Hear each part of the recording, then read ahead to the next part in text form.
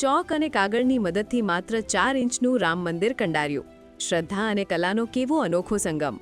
રામનવમીના પાવન પર્વે ભુવનેશ્વરના પ્રખ્યાત કલાકાર એલ. ઈશ્વર રાવે એક અદ્ભુત સિદ્ધિ હાંસલ કરી છે. તેમણે માત્ર ચોકસ્ટિક અને કાગળનો ઉપયોગ કરીને અયોધ્યાના ભવ્ય રામ મંદિરની માત્ર 4 ઇંચની પ્રતિકૃતિ તૈયાર કરી છે, જે જોઈને તમે પણ આશ્ચર્યચકિત થઈ જશો. હાથમાં ચોક અને નાનકડી કાતર, ઈશ્વર રાવે દિવસ-રાત મહેનત કરીને ચોકસ્ટિક પર કોતરણી કરીને રામ મંદિરના સ્થાપત્યને આબેહૂબ રીતે કંડાર્યું છે. मैं इस बार इस रामनवमी के लिए चौक पीस को लेकर एक छोटा सा अयोध्या का राम मंदिर का मॉडल किया हूँ. वो है, इसका हाइट है 4 इंच और चौड़ाई है 3 इंच और लंबा है 4 इंच. इस काम करने के लिए मुझे 7 दिन समय लगा और मैं इस कला के माध्यम से सभी को रामनवमी का शुभकामनाएं.